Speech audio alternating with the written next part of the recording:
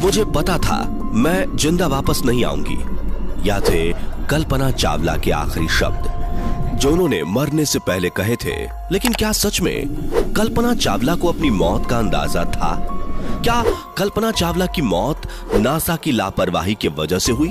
क्या कल्पना चावला की मौत कोई दुर्घटना नहीं बल्कि सोची समझी साजिश थी, या इसके पीछे कोई रहस्य छुपा था? इन सभी सवालों का जवाब आपको इस वीडियो में मिल जाएगा। इस वीडियो में आपको हम कल्पना चावला की मौत की असली वजह के पीछे क्या कारण थे वो बताने वाले हैं। आखिर क्या थी कल्पना चावला की मौत की पूरी सच्चाई? अगर आप भी जानना चाहते हैं तो यह वीडियो पूरा अंत तक जरूर देखिएगा। लेकिन उससे पहले हमारे चैनल को सब्सक्राइब करना बिल्कुल भी मत भूलिएगा। चलिए शुरू करते हैं। दोस्तों, कल्पना चावला को कौन नहीं जानता, जिसने अपने हुनर और हौसले से पूरी दुनिया में भारत का नाम रोशन कर दिया। कल्पना चावला स्पेस में जाने वाली पहली भारतीय महिला थीं। कल्पना चावला का सपना था कि वो इतनी लंबी उड़ान भरे कि आसमान भी छोटा पड़ जाए। कल्पना चावला की कहानी आज लाखों लोगों के लिए प्रेरणा बन चुकी है। कल्पना चावला अपनी पूरी जिंदगी में 2 बार अंतरिक्ष यात्रा पर जा चुकी थी। लेकिन सबसे दुखद बात यह है कि फरवरी 2003 में स्पेस से वापस लौटते समय उनके स्पेस शटल के साथ एक हादसा हो गया और इस हादसे में कल्पना चावला की दर्दनाक मौत हो गई। लेकिन सबसे हैरानी वाली बात यह है कि नासा जैसी टॉप स्पेस एजेंसी के साथ ऐसी दुर्घटना कैसे हो सकती है, और ऐसे में यह घटना अपने आप में सवालिया निशान खड़े करती है। तो दोस्तों, अगर शुरू से शुरुआत की जाए तो कल्पना चावला की लाइफ स्टोरी काफी इंटरेस्टिंग रही थी। ये वो लड़ी थी जो पूरे देश की इंस्पिरेशन बनी। इनका जन्म हरियाणा के छोटे से जिले करनाल में 17 मार्च 1962 को हुआ था। लेकिन इतने छोटे से जिले से निकलकर दुनिया की सबसे बड़ी स्पेस एजेंसी तक पहुंचने का यह सफर इतना आसान नहीं था। ये एक रिफ्यूजी फैमिली से बिलोंग करती थी जो इंडिया पाकिस्तान के बंटवारे के दौरान पाकिस्तान से भारत आए थे।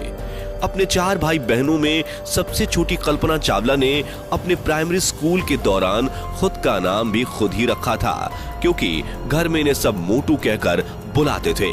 और यहीं से शुरू हुआ कल्पना की कल्पनाओं का दौर। यह बचपन से ही काफी आत्मविश्वासी रही थी और हमेशा लड़कों के साथ टक्कर लेने को तैयार रहती थी, या झुकने वालों में से नहीं थी।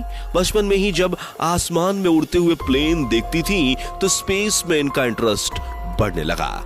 इनके पिताजी इन्हें बचपन में लोकल फ्लाइंग क्लब्स में लेकर जाते थे और उनके स्पेस इंटरेस्ट को देखते हुए उनकी फैमिली मेंबर्स, यहां तक कि उनके टीचर्स और प्रोफेसर्स ने भी इनको काफी डिस्करेज किया और कहा कि स्पेस का प्रोफेशन लड़कियों के लिए नहीं है। लेकिन कल्पना चावला हार मानने वालों में से नहीं थी। पंजाब इंजीनियरिंग कॉलेज से इन्होंने एरोनॉटिकल इंजीनियरिंग से ग्रेजुएशन कंप्लीट की और अपनी मास्टर्स के लिए इन्होंने अमेरिका की यूनिवर्सिटी ऑफ टेक्सास की तरफ रुख किया। 1988 में मास्टर्स के बाद इन्होंने यूनिवर्सिटी ऑफ कोलोराडो से महज 26 साल की उम्र में एरोस्पेस इंजीनियरिंग में पीएचडी की डिग्री हासिल की। इसके बाद इन्हें नासा के एमएस रिसर्च सेंटर में एरो साइंटिस्ट के साथ काम करने का मौका मिला और वहां इन्होंने फ्यूल डायनेमिक्स एयरक्राफ्ट्स में अपनी स्पेशलाइजेशन प्रूव की। अपनी एक्सपर्टीज के दौरान ये इस केस में स्टडी करने में माहिर थी कि एक एयरक्राफ्ट के विंग में चारों तरफ हवा फ्यूल की तरह कैसे मूव करती है। तब तक इन्होंने बहुत सारे पायलट लाइसेंस भी अपने नाम कर लिए थे और फाइनली वो दौर आया जब 1991 में इन्हें अमेरिका की सिटीजनशिप मिल गई। इसके बाद कल्पना ने पीछे मुड़कर नहीं देखा। 1994 में जब नासा ने एस्ट्रोनॉट ट्रेनिंग के 4000 ट्रेनीज में से 20 ट्रेनीज को सेलेक्ट किया और इन्हीं में से एक ट्रेनी इंजीनियर थी कल्पना चावला। इसके बाद कल्पना की ट्रेनिंग शुरू हुई और फाइनली 3 साल लगातार ताबड़तोड़ ट्रेनिंग के बाद 1997 में वो दौर आया जब कल्पना की उड़ान को पंख मिलने वाले थे और अब कल्पना अपनी पहली उड़ान के लिए तैयार थी जो कंडक्ट की गई। द कोलंबिया प्रोग्राम की फ्लाइट STS-87 के तहत।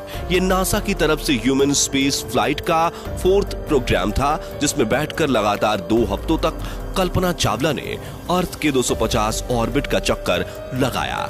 लेकिन इस प्रोग्राम के दौरान नासा ने कंजूसी की और लापरवाही का मिला जुला नमूना पेश किया, क्योंकि अब नासा को रीयूजेबिलिटी पर फोकस करना था।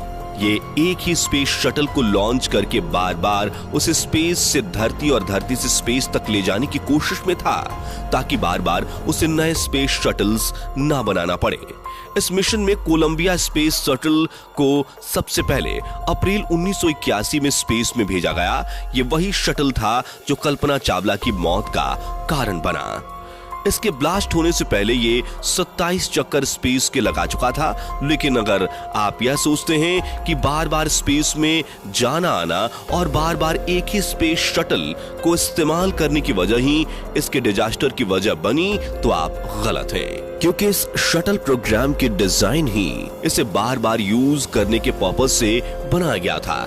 कल्पना चावला की काबिलियत से प्रभावित होकर नासा ने उन्हें कोलंबिया स्पेस शटल प्रोग्राम की 24th फ्लाइट STS-87 में बतौर मिशन स्पेशलिस्ट नियुक्त किया और 19 नवंबर 1997 को अमेरिका के कैनेडी स्पेस सेंटर में अपने साथ 6 क्रू मेंबर्स को लेकर कल्पना चावला ने स्पेस में अपनी पहली उड़ान भरी।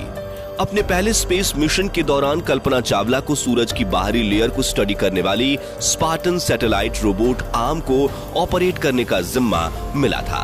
इस मिशन में कल्पना चावला ने लगभग 15 दिन 16 घंटे स्पेस में बिताए और 19 नवंबर को स्पेस में जाने वाली यह स्पेस शटल 5 दिसंबर को पृथ्वी पर वापस आ गई और इस तरह कल्पना चावला के नाम अंतरिक्ष में जाने वाली पहली भारतीय महिला का खिताब लिखा गया। कल्पना चावला के पहले मिशन की सक्सेस को देखते हुए नासा ने उन्हें काफी अप्रिशिएट किया और अपने अगले मिशन STS-107 के लिए कल्पना को एक बार फिर सेलेक्ट कर लिया। पहले तो यह दूसरा मिशन 2001 में ही लॉन्च होने वाला था, लेकिन बार बार टेक्निकल प्रॉब्लम होने की वजह से लगभग 18 बार इस मिशन को डिले किया गया और फाइनली सभी टेक्निकल प्रॉब्लम्स को ठीक करने के लगभग 2 साल बाद 16 जनवरी 2003 को कैनेडी स्पेस सेंटर से कोलंबिया स्पेस शटल के दूसरे मिशन STS-107 ने फिर से स्पेस के लिए धरती से उड़ान भरी। लेकिन कोई नहीं जानता था कि यह उसकी आखिरी उड़ान थी। इस मिशन में टोटल 7 एस्ट्रोनॉट्स मौजूद थे, जिसमें स्पेस प्रोग्राम की लीडरशिप करने वाले रिस्क हस्बैंड कल्पना चावला समेत 3 मिशन स्पेशलिस्ट, एक पेलोड कमांडर माइकल एंडरसन और एक पायलट विलियम मैकोल और एक पेलोड स्पेशलिस्ट इलैन रैमसॉन शामिल थे। सब कुछ लगभग सही जा रहा था, लेकिन बदकिस्मती ये रही कि स्पेस शटल स्पेस में गया तो सही, लेकिन सही सलामत वापस नहीं आया और एक बड़ा हादसा हो गया। और ये उड़ान इस स्पेस शटल की आखिरी उड़ान साबित हुई, क्योंकि स्पेस में लगभग 15 दिन 22 घंटे और 20 मिनट बिताने के बाद उस स्पेस शटल को 1 फरवरी 2003 को धरती पर वापस आना था। तो धरती के वायुमंडल में प्रवेश करते ही स्पेस शटल में बैठे हुए सभी अंतरिक्ष यात्रियों को एक जोरदार झटका लगा। इससे पहले कि वो समझ पाते कि आखिर हुआ क्या है, इतने में ही उन्हें सांस लेने में दिक्कत होने लगी और हवा का दबाव बढ़ने से ऑक्सीजन की कमी हुई और सभी क्रू मेंबर्स स्पेस शटल में ही बेहोश हो गए। अचानक से सभी क्रू मेंबर्स के शरीर का तापमान बढ़ा और इससे पहले कि उनका स्पेस शटल ब्लास्ट होता, उन सभी की दर्दनाक मौत हो गई। और अचानक स्पेस शटल ने नासा से अपना कनेक्शन खो दिया, लेकिन जस्ट 1 मिनट पहले ही उसने नासा को सिग्नल दिया था कि स्पेस शटल के लेफ्ट साइड वाले लैंडिंग एरिया के 4 पहियों ने अपना प्रेशर खो दिया है। नासा एजेंसी के कैपकॉम ने इस प्रॉब्लम को सॉर्ट आउट करने की कोशिश की, लेकिन नाकामयाब रहे और स्पेसक्राफ्ट आउट ऑफ कंट्रोल हुआ। वायुमंडल की गैस तेजी से स्पेसक्राफ्ट में भरने की वजह से गैस का दबाव स्पेस शटल पर बहुत ज्यादा पड़ा और धरती से महज 63 किलोमीटर की दूरी पर ही कोलंबिया का यह स्पेस शटल ब्लास्ट हो गया। इस स्पेस शटल के ब्लास्ट होने के बाद नासा को यही लगा कि शायद क्रू मेंबर्स की किसी गलती की वजह से इतना बड़ा हादसा हुआ और लगातार कई सालों की मेहनत के बाद भी इस स्पेस शटल के ब्लास्ट होने की वजह सामने नहीं आई। लेकिन काफी बारीकी से इन्वेस्टिगेशन करने के बाद पता लगाया गया कि स्पेस शटल के ब्लास्ट होने की असली वजह इंसुलेशन फोम था। एक्चुअल में स्पेस शटल को स्पेस में पहुंचाने के लिए जिस रॉकेट का इस्तेमाल किया जाता है उसे धरती से बाहर ले जाने में दो तरह की फ्यूल की जरूरत होती है, लिक्विड फ्यूल और हार्ड फ्यूल। जो लिक्विड फ्यूल होता है उसमें लिक्विड ऑक्सीजन और लिक्विड हाइड्रोजन बहुत कम तापमान के साथ लिक्विड फॉर्म में मौजूद होती है और इसी कम तापमान को मेंटेन करने के लिए फ्यूल टैंक को दोनों तरफ से इंसुलेशन फॉर्म से कवर किया जाता है ताकि बाहर के एटमॉस्फेयर का भारी तापमान अंदर के कम तापमान पर कोई असर न डाल सके। इसी के साथ रॉकेट के ऊपर एक बायो पेड्रीम की एक्स्ट्रा लेयर बनाई जाती है और इसके बाद स्पेस शटल को टैंक से अटैच किया जाता है। जब यह टैंक स्पेस में ट्रैवल करता है तो इसका तापमान 3000 डिग्री तक हो सकता है। इसलिए स्पेस शटल को हीट के खतरे से बचाने के लिए कई तरह की कोटिंग का इस्तेमाल किया जाता है और ये कोटिंग छोटे छोटे ब्लॉक्स वाले टाइल्स के रूप में स्पेस शटल के अगल बगल हिस्सों में लगाई जाती है। जैसे कि व्हाइट टाइल्स के रूप में स्पेस शटल के ऊपरी हिस्सों में जो कोटिंग लगाते हैं वो स्पेस शटल को करीब 1200 डिग्री हीटिंग तापमान के दबाव से बचाकर रखती है। इसके अलावा स्पेस शटल के निचले हिस्से में भी डार्क टाइल लगाई जाती है जिनकी क्षमता 2300 डिग्री तापमान को सहन करने की होती है। इसी दौरान स्पेस शटल के विंग पर आने वाले 3000 डिग्री के तापमान को बचाने के लिए इन विंग्स पर भी रेनफॉरेस्ट कार्बन पैनल का इस्तेमाल किया जाता है।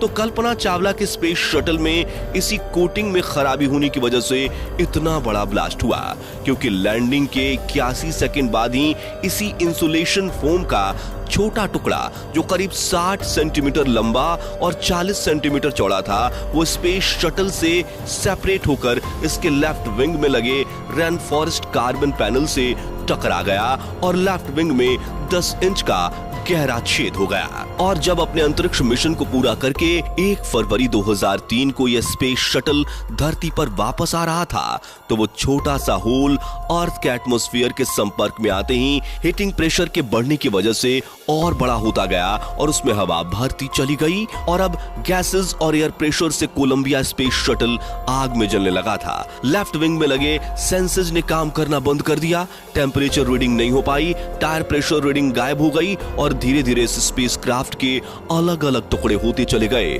जमीन से टुकड़ों में बिखरता हुआ स्पेसक्राफ्ट का डिजास्टर साफ साफ दिखाई दे रहा था। रिपोर्ट आई कि छोटे से फर्म के टुकड़े जिसका वजन 750 ग्राम था उसकी वजह से 7 एस्ट्रोनॉट ने अपनी जान गंवा दी और एक स्पेस शटल डिजास्टर हुआ। इस डैमेज के बारे में लॉन्चिंग के दौरान ही नासा की मिशन टीम मैनेजमेंट को पता चल गया था और नासा के इंजीनियर्स ने नासा के ऑफिशियल चीफ मैनेजर को स्पाई सैटेलाइट का यूज करके पता करने की परमिशन भी मांगी थी, लेकिन मैनेजर ने साफ मना कर दिया।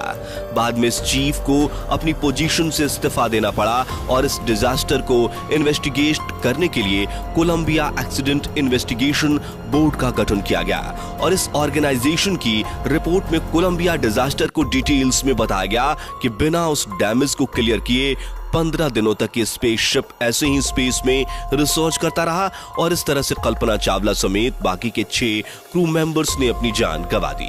लेकिन अपने आखिरी मिशन के दौरान 16 दिनों तक इन एस्ट्रोनॉट्स ने अलग अलग शिफ्ट में काम करते हुए लाइफ साइंस मटेरियल और फ्यूल्ड फिजिक्स पर अलग अलग एक्सपेरिमेंट किए। वहीं दूसरी तरफ कल्पना चावला क्रिस्टल्स की माइक्रोग्रेविटी एक्सपेरिमेंट, प्रोस्टेट कैंसर और कंबस्टन और फायर सस्पेंशन पर स्टडी करने में लगी हुई थी और अपनी आखिरी मिशन के दौरान कल्पना चावला के इतने बेहतरीन प्रदर्शन के लिए 5 फरवरी 2003 को भारत सरकार की तरफ से उन्हें सम्मान दिया गया और घोषणा की गई कि इसरो की तरफ से जितने भी मौसम संबंधित उपग्रह भेजे जाएंगे उनका नाम कल्पना सैटेलाइट रखा जाएगा। इसी के साथ नासा ने भी कल्पना चावला के सम्मान में अपने एक सुपर कंप्यूटर का नाम और मंगल ग्रह पर एक पहाड़ी का नाम भी कल्पना रखा। तो दोस्तों ये थी कल्पना चावला की डेथ मिस्ट्री और कोलंबिया स्पेस डिजास्टर की असली कहानी।